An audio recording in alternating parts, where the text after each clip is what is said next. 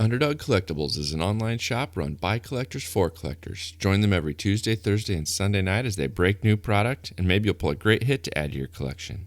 This week, they'll be breaking Contenders Football, Bowman Draft Sapphire, and Bowman Heritage. Check them out at www.udogcollect.com and tell them WaxPackHero sent you. Remember, always bet on the underdog.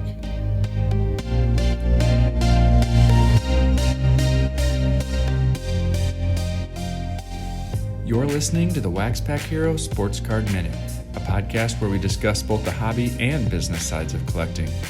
I'm your host, Mike Sommer, and I want to help you buy, sell, and trade your way into a collection you'll love. Hello, everybody, and welcome back to the WaxPackHero Sports Card Minute presented by ComC. I'm glad you're joining me today. We're going to do an episode today that I haven't done for quite a while. I think last May was the last time I did one of these. I'm going to do kind of a financial recap or a financial summary for the month of December. Kind of what was the WaxPackHero business world like for the month of December? You know, I always talk about wanting to combine both the hobby and business sides of collecting. And so I think it's been helpful for some to hear kind of what the business side looks like. It kind of gives an idea for some of what doing cards in a part-time manner can bring in, what it can generate, what kind of revenue you might be able to find by doing cards part-time if you're willing to put in a little work and crank out some good content and those types of things. And so that's the reason I do this, just to provide a real-world example of what I've experienced. Your results may vary, but this is at least one example of what is possible if you're willing to put in some work and create some good content and try some new things and experiment. So that's why I do these financial recaps from time to time, and that's what we're going to do today. Well, before we get into the financial breakdown, I want to make sure that you all are aware of what's going on at ComC. Right now, they're in the middle of the football finale auction event, and it's live on eBay's homepage from now through Sunday, January 31st. They've got hundreds of rare football cards, including autos, slabs, and one-of-ones. They're all available at auction on the eBay store. You can check it out by clicking on the eBay banner or by browsing auctions on comc.com. And also, ComC is actively hiring for remote roles as well as positions local to Washington State. And they're looking to expand their order fulfillment and customer service teams. You can learn more and apply online at comc.com/jobs. All right, let's take a look at the month of December for WaxPackHero. I'm going to start off by saying this isn't really necessarily a full official GAAP accounting profit statement. It's more of a general free cash flow statement. I'm talking more in terms of the cash that was generated and the cash that was spent in the month of December, not necessarily the full accounting profit or loss statement that your CPA might give you. So just keep that in mind as we go through it. You can't necessarily tie this to your tax return or to your official profit loss statement that your CPA might give. Let's start on the revenue side here. And we really have three different categories of revenue for WaxPackHero. And that is, we've got online sales, we've got now the shop and in-person sales, and then we've got the revenue that comes from affiliate relationships and podcast sponsorships. And so we'll kind of touch on all three of those things as we go through here. Let's talk about the online sales first. That's the path where I started. That's what I've been growing over the last few years. That's how I got my feet wet in the buying and selling. So for the month of December, we had online sales of just over $2,100. And that is split between eBay, Sport Lots, and then some direct sales on like Twitter or Facebook. And so we had just over $2,100 in sales between those two, split about 50-50 between eBay and Sport Lots. December was my all-time high Sport Lot sales, just under $1,000 in Sport Lot sales. eBay was close to that, and then Twitter was about $250, $275, somewhere in that range. I did have sales on ComC as well, but since I do so much flipping on ComC, pretty much all of the money that I made from sales on ComC, a couple $100 for the month of December was put right back into cards there. And I'm continuing to scale my inventory there. So it didn't really add anything from a cash flow perspective, but I did have a couple $100, a few $100 in sales on ComC in the month of December as well. Next up is the shop and in-person sales. And this is really a whole new category. Prior to this, my only in-person activity was the local monthly show that we had done for the last few years. That was non-existent in 2020. We had to shut that down due to COVID.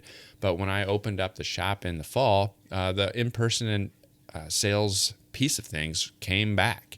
And so I was not really sure what to expect when I'm running the shop from basically noon to 4 on Saturdays and Sundays. I mean, we're talking 8 or 9 hours a week that I'm open. And we're dealing with still limited capacities due to COVID. And I know there's some collectors in town who are limiting their physical shopping until the pandemic passes. And so there were negative effects. But at the same time, it was also the holiday season, which led to some additional sales, I'm sure. Here's what the in-person shop sales looked like for the month of December. I sold about $1,845 worth of cards. Basically just over $1,800 to $1,900 worth of cards being open 8 hours a week for the month of December. And I'm thrilled with that. I don't know if that will continue. Like I said, that was a big boost, I'm sure, because of the holiday season. But generating $1,800 in sales in 1 month when you're only open limited hours, I'm ecstatic with what that could mean once we're back into a normal environment. So that is what the shop in-person sales look like being open part-time. Next up is the website and podcast. And this is a category that I really hope continues to grow, because this is one of those things where I put in the work to write an article on the website, and I put in the work to record a podcast and get it out there. And then it's kind of hands off. And the money that comes in from those affiliate relationships, the podcast downloads, and all of that type of stuff, I don't have to do any additional work to generate that affiliate income.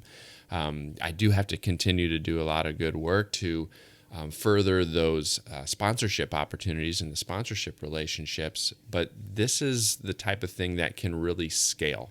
I don't have to have hands-on work to fill more orders to grow the audience. You know, you do that audience growth work, and you do the marketing that goes with that, and the scalability should be something that can really ramp up over time. And so I'm hoping to see the website and podcast revenue continue to grow.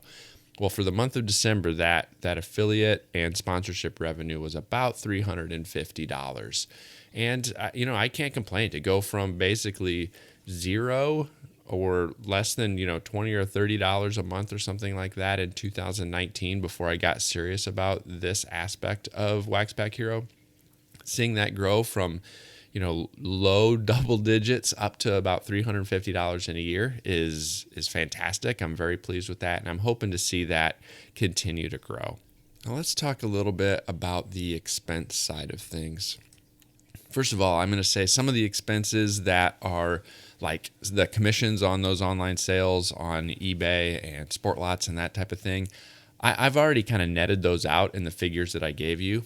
Like I said, I was kind of trying to provide somewhat of a cash basis or a cash flow basis. And so I had already netted out the commissions and selling expenses that come from those eBay and Sportlots sales. So those aren't going to be necessarily reflected here. But we did have about $280, just under $300 of administrative expenses. And those are things like envelopes and the website hosting fees and some of the other things like that kind of are the back end to make the website run, to make my eBay store available, some of those types of things. And so we had about $280 of administrative expenses for the month of December. I did buy around $500 worth of cards, both from small in-person deals as well as online from Tops and a couple other online marketplaces where I found some inventory. And those were a couple of the big expenses. I don't have a lot of overhead that I'm carrying with my current arrangement based on the way things are shaking out. And so my overhead is really fairly low at this point. So it was just under, definitely under $1,000 in total expenses for the month of December.